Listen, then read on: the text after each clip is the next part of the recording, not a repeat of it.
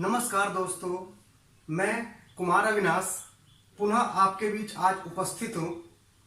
आज के क्लास में हम चार्ज के जो कुछ इम्पोर्टेंट पॉइंट बचे हुए थे हम उसको आज स्टडी करेंगे, जिसमें आज हम लोग चार्ज के 10वें इम्पोर्टेंट पॉइंट को क्या करेंगे, स्टडी करेंगे। इसके पहले हम लोग 9 पॉइंट्स स्टडी कर चुके हैं, जो कि आप उसको देख चुके हैं, उसको पढ़ चुके हैं।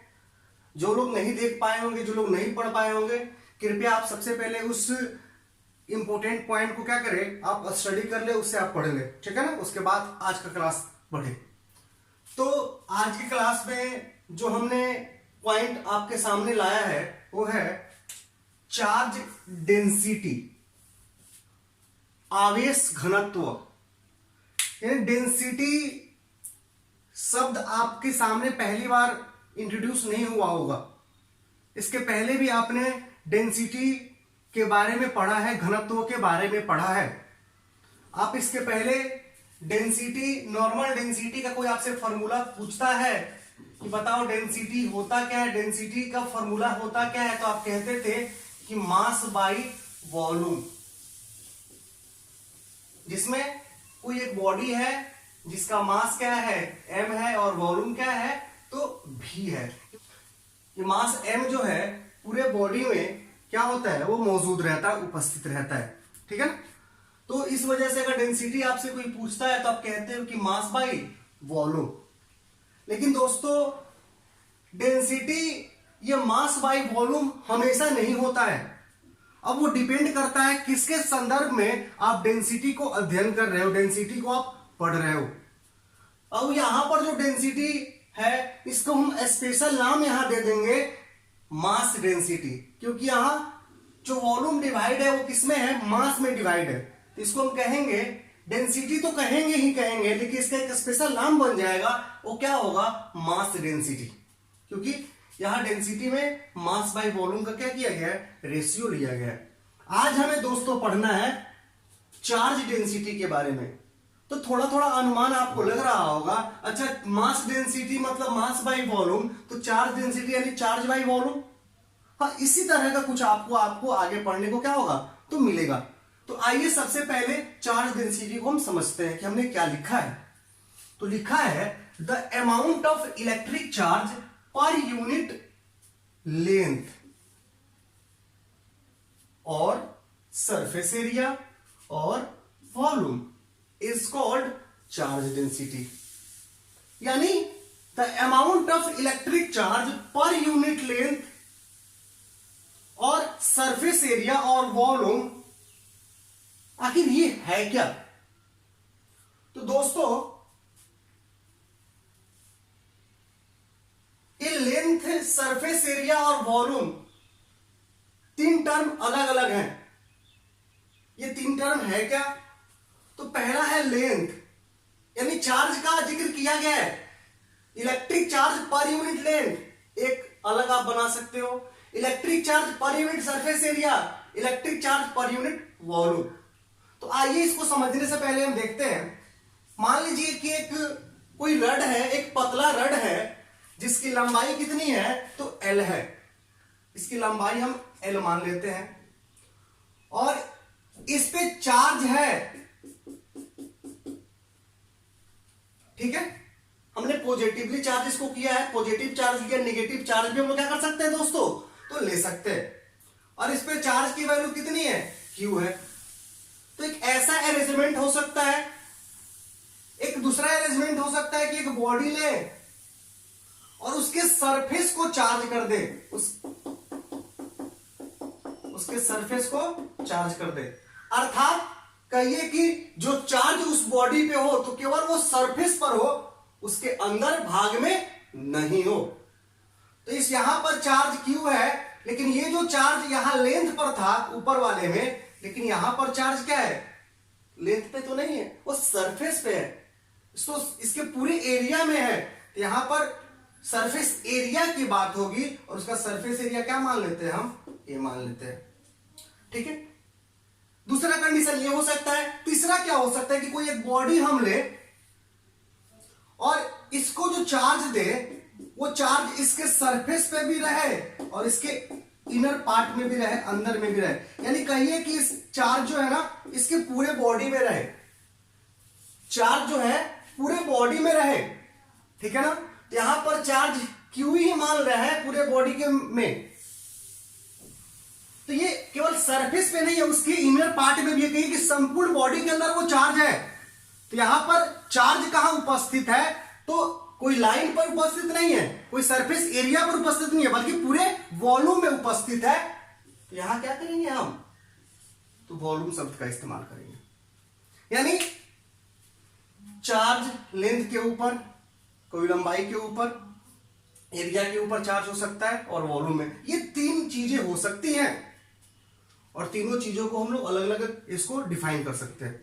एक जगह मान लीजिए यहां पर Q की वैल्यू कितनी है, तो 20 कूलम है। Q की जो वैल्यू है क्या है दोस्तों, तो हमने माना है कि 20 कूलम है, और L की वैल्यू हम मान लेते हैं, ठीक है, आपको 4 मीटर है, ठीक है। तो यहां पर 4 मीटर लंबाई के एक रड पे कितना आवेश है, कितना चार्ज है, तो 20 कूलम यानी 20 कूलम।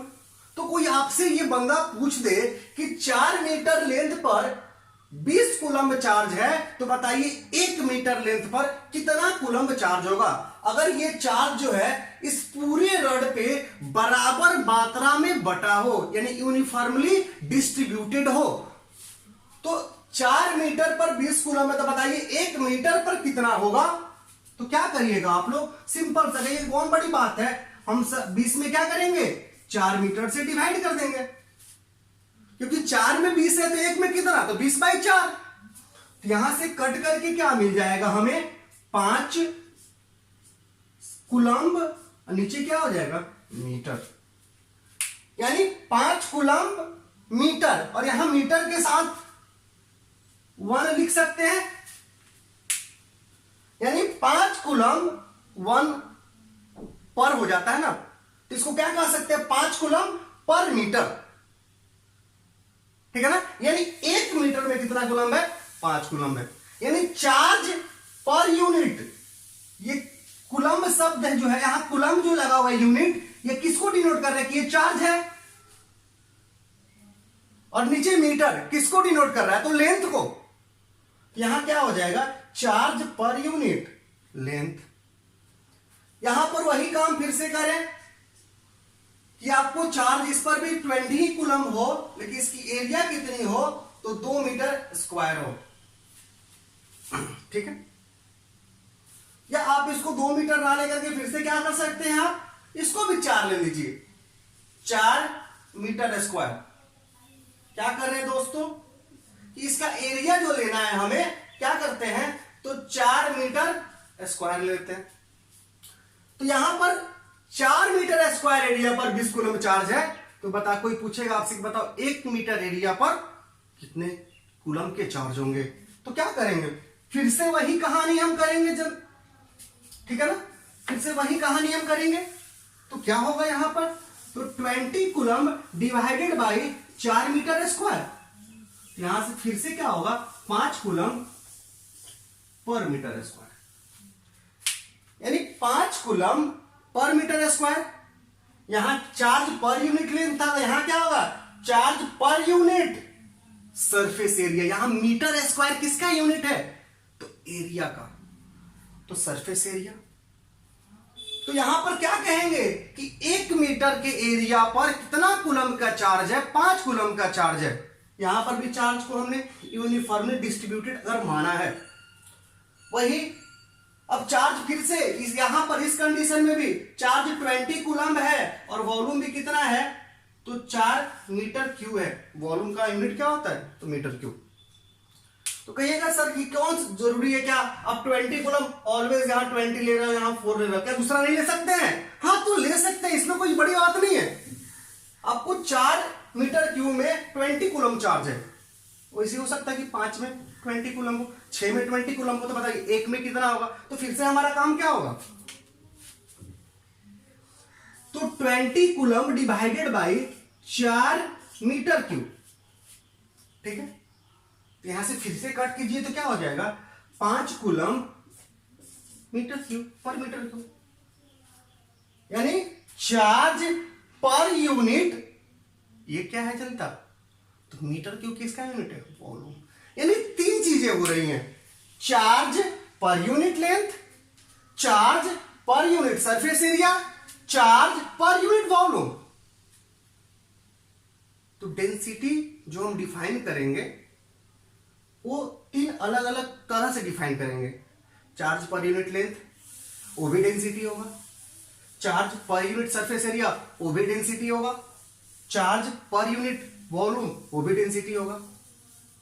लेकिन ये जो डेंसिटी होता है चार्ज पर यूनिट लेंथ को, हम इसको कहते हैं लीनियर चार्ज डेंसिटी। क्या कहते हैं, लीनियर चार्ज डेंसिटी। यहां चार्ज डेंसिटी है लेकिन वो चार्ज डेंसिटी क्या है, लीनियरली है, लीनियर है। कैसे, क्योंकि यहां जो चार्ज उपस्थित था वह एक लाइन पे उपस्थित था। यहां पर भी चार्ज डेंसिटी है लेकिन ये चार्ज डेंसिटी क्या होगा, सरफेस चार्ज डेंसिटी, क्योंकि यहां पर चार्ज जो उपस्थित था वो कहां पर था, तो सरफेस पर उपस्थित था। यहां पर क्या होगा, तो चार्ज पर यूनिट वॉल्यूम, इसको बोलेंगे वॉल्यूम चार्ज डेंसिटी, क्योंकि यहां चार्ज कहां उपस्थित था, तो वॉल्यूम में उपस्थित था। यानी यहां इस तरह से चार्ज डेंसिटी अब कितने प्रकार के हो जाएंगे, तो linear charge density, surface charge density और वॉल्यूम चार्ज डेंसिटी। अब अलग अलग का तो हम परिभाषित कर लिए, अलग अलग चार्ज डेंसिटी को। अगर केवल चार्ज डेंसिटी को बोलना हो तो कुछ ऐसा डिफिनेशन बोलेंगे जिसमें क्या हो जाए, सबका सब शामिल हो जाए। तो उसी वजह से दोस्तों यहां जो डिफाइन किया गया है, the amount of electric charge per unit length, पर amount of charge per unit length भी हो सकता है, amount of charge per unit surface area भी हो सकता है, amount of charge per unit volume भी हो सकता है, और ये सबका सब क्या कहलाएगा, तो चार्ज डेंसिटी कहलाएगा, यानी आवेश घनत्व कहलाएगा। ठीक है ना, या कहिए कि पर यूनिट लेंथ में, यानी एकांक लंबाई में जितने चार्ज हो वो लीनियर चार्ज डेंसिटी, यानी रेखीय आवेश घनत्व। 1 मीटर स्क्वायर एरिया में जितने चार्ज होंगे वो क्या हो जाएंगे आपको, तो सरफेस चार्ज डेंसिटी, यानी पृष्ठीय आवेश घनत्व। 1 मीटर क्यूब वॉल्यूम में, यानी आयतन में जितने आवेश होंगे वो क्या कहलाएगा, तो वॉल्यूम चार्ज डेंसिटी, यानी आयतन आवेश घनत्व। ओके, तो यहां से चार्ज डेंसिटी आपको समझ में आया। The amount of electric charge per unit length और सरफेस एरिया और वॉल्यूम, अलग अलग बोलिए, और जब उसको एक साथ मिला दीजिए तो चार्ज डेंसिटी, अलग अलग बोलिए तो linear charge density, charge per unit length, surface charge density, charge per unit area, volume charge density, charge per unit volume. Okay, Hindi में इसको क्या बोल सकते हैं, तो हिंदी में बोल सकते हैं कि प्रत्येक एकांक लंबाई में उपस्थित आवेश रेखीय आवेश घनत्व कहलाते हैं। प्रत्येक एकांक क्षेत्रफल में उपस्थित आवेश चूंकि कूलम है यहां ना, आवेश क्या कहलाता है, तो पृष्ठीय आवेश घनत्व कहलाता है। यहां मीटर क्यूब है यानी आयतन है, वॉल्यूम का यूनिट है, तो प्रत्येक एकांक आयतन में उपस्थित आवेश आयतन आवेश घनत्व कहलाता है। ओके दोस्तों, यहां से हमने चार्ज डेंसिटी को जाना कि चार्ज डेंसिटी है क्या, तो the amount of electric charge per unit length और सरफेस एरिया और volume is called charge density, यानी प्रत्येक एकांक लंबाई, क्षेत्रफल और आयतन में उपस्थित आवेश घनत्व कहलाता है। और आवेश घनत्व कितने प्रकार का होता है दोस्तों, तो 3 प्रकार का। तो टाइप्स ऑफ चार्ज डेंसिटी, पहला लीनियर चार्ज डेंसिटी, ठीक है ना, तो लीनियर चार्ज डेंसिटी, दूसरा सरफेस चार्ज डेंसिटी, तीसरा वॉल्यूम चार्ज डेंसिटी। तो सबसे पहले हमने लिखा है क्या, लीनियर चार्ज डेंसिटी। इसमें क्या है, एक लाइन पर चार्ज उपस्थित है और लीनियर चार्ज डेंसिटी को हम लोग क्या करते हैं, लेमडा से सूचित करते हैं, ठीक है ना। और इस लाइन पे चार्ज कितना चार्ज उपस्थित है Q, और इसकी लेंथ कितनी है तो L है। तो यहां से लीनियर चार्ज डेंसिटी को क्या बोलेंगे, the amount of electric charge per unit length is known as linear charge density, यानी प्रत्येक एकांक लंबाई में उपस्थित आवेश की मात्रा रेखीय आवेश घनत्व कहलाता है। तो यहाँ लीनियर चार्ज डेंसिटी चूंकि लेमडा से दिखाते हैं, तो इसका जो फॉर्मूला हम लिखेंगे तो Q बाई एल, यानी क्या करेंगे वही ना किए हैं, चार्ज में लेंथ से डिवाइड किए, तो चार्ज में क्या किए हैं लेंथ से डिवाइड करेंगे।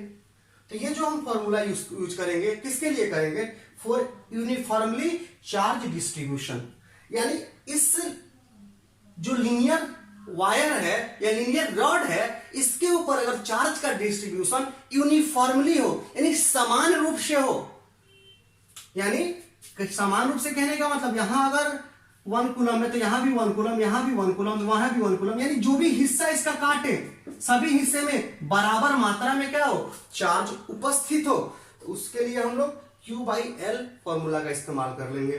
ठीक है ना, Q बाई एल का रेशियो लेंगे, जब यूनिफॉर्मली चार्ज का डिस्ट्रीब्यूशन होगा यानी समान रूप से आवेश का वितरण होगा तो वहां लेमडा ऐसे निकल जाएगा Q बाई एल के रेशियो से।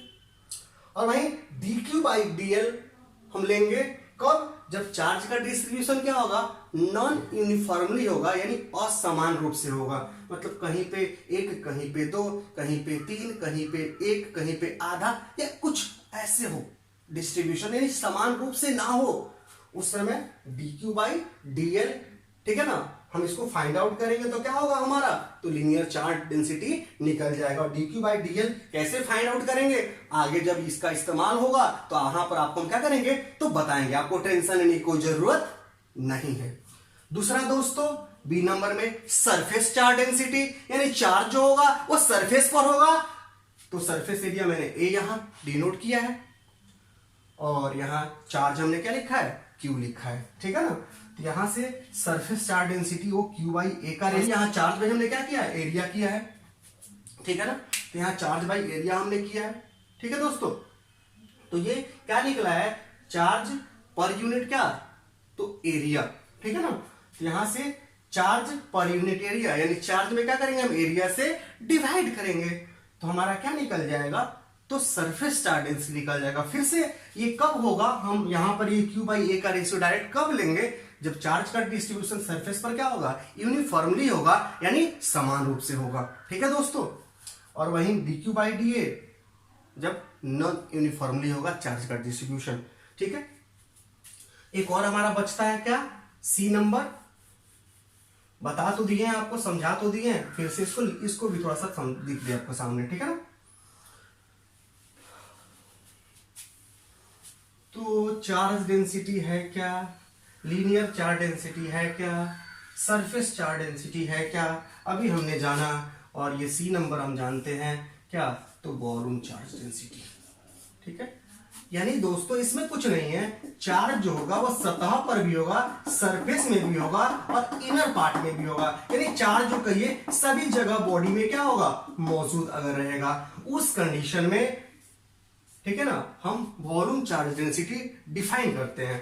ठीक है ना, तो यहां पर हमने चार्ज माना अंदर में पूरे बॉडी में चार्ज कितना है तो Q है, और इसकी वॉल्यूम कितनी है दोस्तों V है। और लेकिन यहां वॉल्यूम चार्ज डेंसिटी को हम लोग क्या करते हैं, सरफेस चार्ज डेंसिटी को सिग्मा से, जबकि वॉल्यूम चार्ज डेंसिटी को हम लोग रो से क्या करते हैं, रो से क्या करते हैं हम लोग तो सूचित करते हैं। ठीक है ना, और ये क्या होगा तो Q बाई V का रेशियो होगा, जब चार्ज का डिस्ट्रीब्यूशन क्या होगा यूनिफॉर्मली होगा, और dQ बाई क्या होगा dV होगा, जब चार्ज का डिस्ट्रीब्यूशन क्या होगा नॉन यूनिफॉर्मली होगा। ओके दोस्तों, इस तरह से ये चार्ज डेंसिटी हुआ। इसमें और भी 1-2 क्वेश्चन पूछा जाता है, ऑब्जेक्टिव टाइप्स के क्वेश्चंस होते हैं। कोई पूछता है क्या उसमें कि बताइए लीनियर चार्ज डेंसिटी का डायमेंशनल फॉर्मूला क्या होता है, और लीनियर चार्ज डेंसिटी का SI यूनिट क्या होता है या यूनिट क्या होता है। तो चाहे वो लीनियर चार्ज डेंसिटी हो, चाहे वो वॉल्यूम चार्ज डेंसिटी हो, चाहे वो सरफेस चार्ज डेंसिटी, उसका डायमेंशन फॉर्मूला और उसका अगर ऐसा यूनिट हमसे पूछा जाता है तो उसको हम कैसे जवाब देंगे, आइए इसको देख लेते हैं। ठीक है ना, तो लीनियर चार्ज डेंसिटी में हमने अभी क्या जाना कि ये चार्ज बाई लेंथ का रेशियो होता है। यहां से क्या मिला, इसका यूनिट क्या हो जाएगा, यहाँ 5 कूलम्ब पर यूनिट लेंथ, ठीक है ना। यहां से क्या हो जाएगा, यूनिट हमें मिला, क्या होगा, ये लीनियर चार्ज डेंसिटी का होगा, ये क्या हो जाएगा आपका coulomb metre. Surface charge density के बताए थे ना, चार्ज बाई सरफेस एरिया, तो क्या होगा कूलम्ब पर मीटर स्क्वायर। ये किसका होगा, सरफेस चार्ज डेंसिटी का ऐसा यूनिट होगा। यहां क्या है, तो चार्ज बाई वॉल्यूम था, तो चार्ज बाई वॉल्यूम यानी वॉल्यूम चार्ज डेंसिटी, ठीक है दोस्तों। तो यहां पर हमें क्या मिला, कूलम्ब पर मीटर क्यूब। ये कूलम्ब पर मीटर क्यूब क्या होगा, तो आपको वॉल्यूम चार्ज डेंसिटी का क्या होगा, तो ऐसा यूनिट होगा। ओके दोस्तों, इसी तरह से डायमेंशनल फॉर्मूला अगर चाहिए आपको, तो यहां क्या था, कूलम्ब बाई मीटर यानी कूलम्ब पर मीटर, तो कूलम्ब किसका है, चार्ज का यूनिट है। तो चार्ज का डायमेंशन फॉर्मूला लिखेंगे, आईटी या एटी आपको बताए थे, याद करिए पिछला क्लास, सबसे पहला क्लास या दूसरा क्लास में हम आपको पढ़ाए थे कि जो चार्ज का डायमेंशन फॉर्मूला होता है वो आईटी होता है, ठीक है ना। और यहाँ नीचे क्या है, लेंथ है, लेंथ मतलब लंबाई, लंबाई का क्या होता है एल।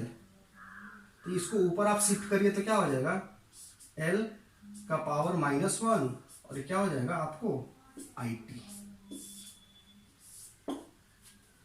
ये आपको हो जाएगा किसका, तो लीनियर चार्ज डेंसिटी का डायमेंशन फॉर्मूला, ठीक है ना।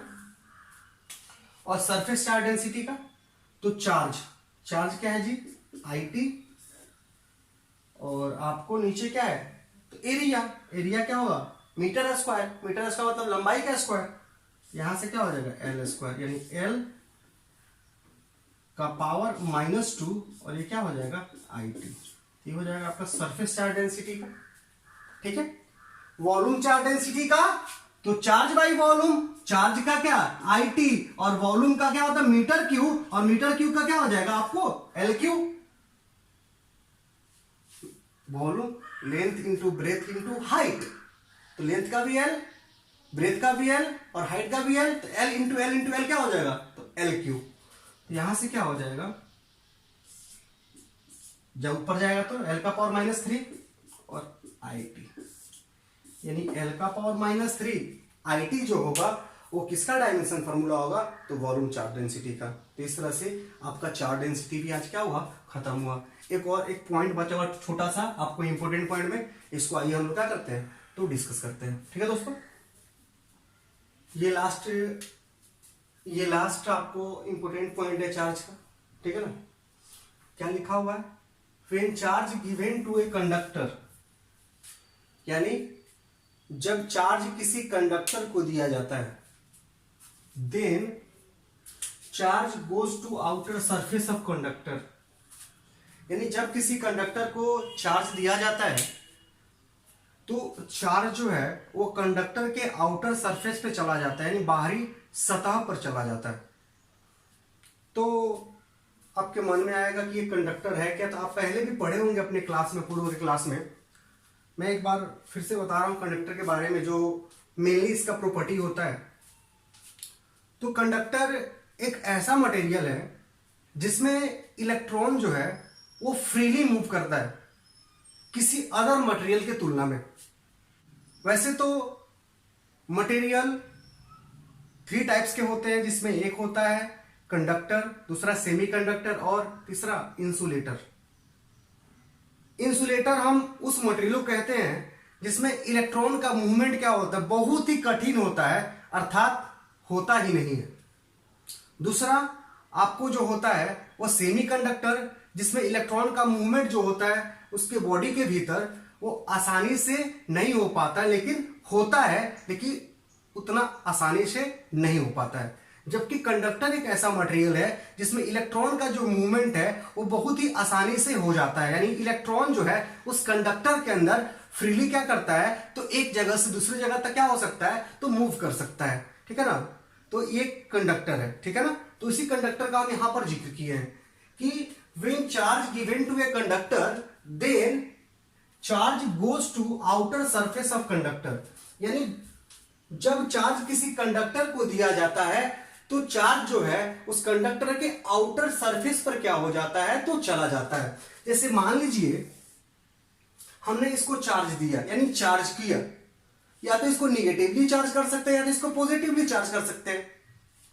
तो मानिए इसको हम निगेटिवली चार्ज हमने किया, तो जब चार्ज करेंगे तो उस समय चार्ज तो बॉडी के प्रत्येक हिस्से में मौजूद रहेगा, लेकिन आफ्टर फ्यू सेकेंड वो चार्ज क्या हो जाएगा, तो सरफेस पर क्या हो जाएगा, तो चला जाएगा।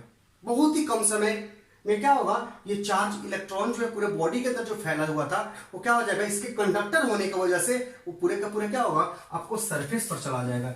जैसे तो चार्ज अब क्या रहेगा, कुछ समय के बाद यानी कुछ क्षण के बाद आपको ऐसे अपीयर हो जाएगा। यानी चार्ज इसमें जो टोटली क्यू इसको हम दिए थे, ये चार्ज कुछ समय के बाद क्या होगा, ऐसे दिखने लगेगा। ठीक है, तो ये कैसे हुआ दोस्तों, आपको मैंने बताया है कि कंडक्टर हम उसे कहते हैं जिसमें इलेक्ट्रॉन क्या होता है, तो फ्रीली मूव करता है। ठीक है ना, तो क्या होगा, जब एक ये इलेक्ट्रॉन है, ये दूसरा इलेक्ट्रॉन है, तो एक इलेक्ट्रॉन दूसरे इलेक्ट्रॉन को क्या करेगा, आप ही सोचो, तो रिपेल करेगा, विकर्षित करेगा। चूंकि ये पॉइंट चार्ज है, इलेक्ट्रॉन बहुत ही छोटा होता है, तो ये जब एक दूसरे को रिपेल करेगा तो ये इसको आगे की तरफ पुश करेगा और ये क्या करेगा, इसको दूर की तरफ पुश करेगा, इधर उसके अपोजिट डायरेक्शन में पुश करेगा। रिपल्सन होगा इसके बीच में, तो ये एक दूसरे से दूर जाना शुरू कर देगा। और ये दूर जाना शुरू इसलिए कर देगा क्योंकि ये फ्रीली मूव करता है कंडक्टर के अंदर, और ये धीरे धीरे मूव करते करते क्या हो जाएगा, ये जाकर इस सरफेस के टच कर जाएगा और ये क्या हो जाएगा, यहां पर इस सरफेस के इस साइड में चला जाएगा। उसी प्रकार कोई दो और पेयर लीजिए, एक दूसरे को ये पुश करेगा तो ये सरफेस पर सबसे साइड में चला जाएगा और ये भी क्या होगा, धीरे धीरे इस साइड चला जाएगा। इसी प्रकार किसी दो पेयर को लीजिए, फिर इनके बीच वही होगा, फिर से दो पेयर को लीजिए, इनके बीच क्या होगा, वही होगा, और ये धीरे धीरे जाकर के क्या होंगे, तो आउटर सरफेस पर क्या होंगे, तो अपीयर हो जाएंगे, यानी चले जाएंगे। ठीक है दोस्तों, तो आज से आपको ये बात याद रखनी है कि जब कभी भी किसी कंडक्टर को हम चार्ज करेंगे या चार्ज देंगे तो वो चार्ज जो होता है उस कंडक्टर के आउटर सरफेस पर यानी बाहरी सतह पर क्या हो जाता है, तो चला जाता है। ठीक है ना, ठीक है, तो ये क्या हुआ, अब ये चार्ज अंदर था पहले लेकिन अब नहीं है। तो यहां पर अगर चार्ज डेंसिटी का जिक्र करेंगे तो किस चार्ज डेंसिटी का जिक्र करेंगे, तो सरफेस चार्ज डेंसिटी का जिक्र करेंगे, क्योंकि चार्ज जो है वो सरफेस पर जा चुका है। यहां पर सरफेस चार्ज डेंसिटी का क्या होगा, जिक्र होगा। अभी आपको मैंने जस्ट चार्ज डेंसिटी पढ़ाया है, तो ये सरफेस चार्ज डेंसिटी, चार्ज पूरा सरफेस पे चला जाएगा और इसका अगर एरिया ए है, यहां पर हम लिख सकते हैं सिग्मा बराबर क्यू बाई ए। यहां सरफेस चार्ज डेंसिटी, ये सरफेस चार्ज डेंसिटी जो होता है ना, उसके बारे में मैंने लिखा है यहां पर छोटा सा बात। इन दिस केस, इस स्थिति में surface charge density is inversely proportional to radius of curvature. इस स्थिति में जो सरफेस चार्ज डेंसिटी जो होता है, जो यहां पर मैंने सिग्मा बराबर क्यू बाई ए लिखा है, ये रेडियस ऑफ कर्वेचर के क्या होता है, इनवर्सली प्रोपोर्शनल होता है। यानी जो कर्व है, जिस कर्व पे ये चार्ज पड़े हुए हैं उसके रेडियस के क्या होता है, तो इनवर्सली प्रोपोर्शनल होता है, यानी व्युत्क्रमानुपाती होता है। जैसे मान लीजिए एक बॉडी है, इसका रेडियस क्या है, तो r1 है, एक और दूसरा बॉडी है, इसका रेडियस क्या है, तो r2 है, इस पर भी चार्ज है, चार्ज की वैल्यू कितनी है, तो q है। ठीक है, और इसका एरिया है मान लीजिए a1। ठीक है ना, तो यहां पर चार्ज डेंसिटी जो लिखिएगा वो क्या लिखिएगा, सिग्मा बाई क्यू बटा ए, जबकि यहां पर क्या लिखिएगा, सिग्मा 1 बराबर क्यू बटा a1, क्योंकि यहां दोनों में फर्क क्या है कि चार्ज दोनों पे सेम है लेकिन एरिया दोनों का क्या है, अलग अलग है। ठीक है ना, तो यहां पर अगर आपसे कोई कंपेयर करने के लिए बोले कि बताइए ये चार्ज डेंसिटी और ये चार्ज डेंसिटी, यानी सिग्मा और सिग्मा 1 में कौन ग्रेटर है और कौन क्या है, लेस है, तो इस समय हम क्या जवाब देंगे कि कोई आपसे पूछ दे कि जो यहां चार्ज डेंसिटी है और जो यहां पर चार्ज डेंसिटी होगा, उनमें दोनों में आपको बड़ा कौन होगा और छोटा कौन होगा। ठीक है ना, तो यहां पर आप सिंपल सी बात है, आप यहां क्यू बाई ए से भी पता कर सकते हो, यहां भी क्यू बाई ए से पता कर सकते हो, क्योंकि यहां ए जो है ना, वो इसका एरिया जो आपको दिख रहा है वो बड़ा है, जबकि इसका एरिया क्या है, छोटा है। नहीं तो मैं यहां कमेंट कर देता हूं कि यहां एरिया ए जो है ना, a1 से बड़ा है। यहां पर देख रहे हो कि ये बड़ा है और ये छोटा है, तो ये बड़ा होगा तो इनवर्स रिलेशन है सिग्मा के साथ, तो जब ये ज्यादा होगा तो ये कम होगा, और यहाँ चूंकि कम है तो ये क्या होगा, ज्यादा होगा, यानी सिग्मा 1 क्या होगा, सिग्मा 2 से ज्यादा होगा। और ऐसा भी सोच सकते हैं, रेडियस के रूप में सोच सकते हैं कि इसका रेडियस r1 है, इसका रेडियस क्या है, r2 है, और यहाँ भी देख रहे हैं रेडियस के रूप में कि r क्या है, r1 से बड़ा है। यहाँ चूंकि यहाँ r1 सॉरी यहाँ r1 क्या है, r2 से बड़ा है, मैंने r1 और r2 लिया है, तो यहाँ r1 क्या है, r2 से बड़ा है। तो यहाँ r1 जब बड़ा है तो इस, और ये जब छोटा है तो यहाँ मैंने लिखा है कि सरफेस चार्ज डेंसिटी जो होता है ना, वो रेडियस ऑफ कर्वेचर क्या होता है, इनवर्सली प्रोपोर्शनल होता है। यानी जिसका रेडियस ज्यादा होगा, चार्ज चूंकि सेम है, तो जिसका रेडियस ज्यादा होगा तो उस सरफेस पे चार्ज डेंसिटी क्या होगा, कम होगा, और जिसका रेडियस क्या होगा, कम होगा, उसके सरफेस पे चार्ज डेंसिटी क्या होगा, तो ज्यादा होगा। ठीक है दोस्तों, आज का क्लास इतना ही।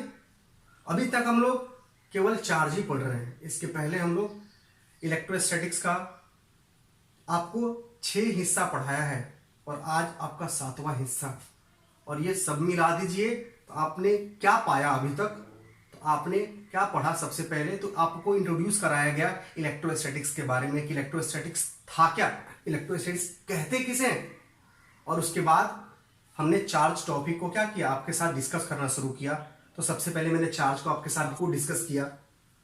सबसे पहले मैंने चार्ज को डिफाइन किया आपके बीच में, उसके बाद उसके रिगार्डिंग जो भी प्रॉपर्टीज थे हमने उसको आपके साथ डिस्कस किया, जिसको हमने इंपॉर्टेंट पॉइंट के रूप में क्या किया, आपके बीच रखा। और एक एक करके हम इंपॉर्टेंट पॉइंट को लेकर के आगे बढ़े, और आज 11 नंबर इंपॉर्टेंट पॉइंट का क्या किए, हम पढ़े। और इस तरह से आपका चार्ज क्या हुआ, तो हमने टॉपिक को समाप्त किया। ठीक है ना। और भी कोई प्रश्न आपको चार्ज से रिलेटेड रह जाते हैं, छूट जाते हैं, अगर हो सकता है बचा रह गया हो आपके नजर में, तो आप प्लीज कमेंट बॉक्स में बताएं। हम आगे के क्लास में उसको क्या करेंगे, जरूर मेंशन करेंगे। दोस्तों, आप अच्छा से सारे वीडियोस को देखिए, एक बार में समझ नहीं आए तो दोबारा देखिए, तिबारा देखिए, और फिर भी समझ में नहीं आए तो मेरा नंबर भी आपको जब शुरू करते होंगे वीडियो तो आपको नीचे लिखा हो मिलता होगा, आप नंबर पे हमें कॉल कर सकते हैं। ठीक है ना, या आप डायरेक्ट कमेंट बॉक्स में कमेंट करके बताइए, या मेरे नंबर पे आप व्हाट्सअप कर सकते हैं क्वेश्चंस को, हम उसको सॉल्व करके आपके बीच क्या करेंगे, तो लाएंगे। दोस्तों, आप अगले क्लास का आप इंतजार कीजिए। अगला क्लास आपका जो होगा वो क्या होगा, कूलम्ब्स लॉ का। दोस्तों, अब आपका वीडियो जो है परसों आएगा, यानी कहने का मतलब एक एक दिन के अंतराल में मैंने आपको बताया कि वीडियो आता है। कभी हो सकता है माइनर, कभी हो जाए प्रॉब्लम कि आपको एक एक दिन के अंतराल पर जो वीडियो मिलता है कभी उसमें रुकावट आ जाए। हो सकता है कि एक दिन पे ना आए, 2 दिन पे आए, तो कभी कभी हो सकता है, क्योंकि इंसान ही हम लोग भी है। ठीक है ना, और तबीयत हम लोग कभी कभी खराब हो जाता है। ठीक है ना, इसलिए आपको मैं सूचित कर देता हूं। ऐसे रेगुलरली आपको एक एक दिन के इंटरवल पे क्या होगा, आपको वीडियो मिलता रहेगा। अगर कुछ खास वजह होगा तो ही आपको वीडियो क्या होगा, नहीं मिलेगा। ठीक है ना, नहीं तो ऐसा नहीं है कि एक दिन पे नहीं मिला तो 2 दिन पे अवश्य मिलेगा। ठीक है ना, ऐसा नहीं है कि आपको वीडियो नहीं मिलेगा, लगातार आपको वीडियो क्या होगा, मिलता रहेगा 12th क्लास का। ठीक है ना, और आपसे फिर मैं कहता हूं कि आप 11th के बच्चों को सूचित करें, जो भी आपके आसपास में 11th के बच्चे होंगे, यानी जो इस बार मैट्रिक का एग्जाम दिए हैं लेकिन अभी वो 11th की क्लास से वंचित हैं, क्योंकि लॉकडाउन हमारे देश में चल रहा है। ठीक है दोस्तों, तो आप क्या कीजिए, उन्हें सूचित कीजिए कि जल्द ही उनके लिए भी क्या हो रहा है, आपको 11th का वीडियो क्या होगा, अपलोड किया जाएगा। ठीक है ना, उनको ध्यान में रखते हुए 11th की तैयारी अब क्या की जाएगी, शुरू की जाएगी। क्योंकि लॉकडाउन कब खत्म होगा, कब हम लोग प्रॉपर ढंग से अपने इंस्टीट्यूशन में पढ़ने जाएंगे, अपने स्कूल में पढ़ने जाएंगे, अभी हमें कोई ज्ञात नहीं है। तो दोस्तों, हम आगे भी इसको कंटिन्यू करते हैं। ठीक है, धन्यवाद।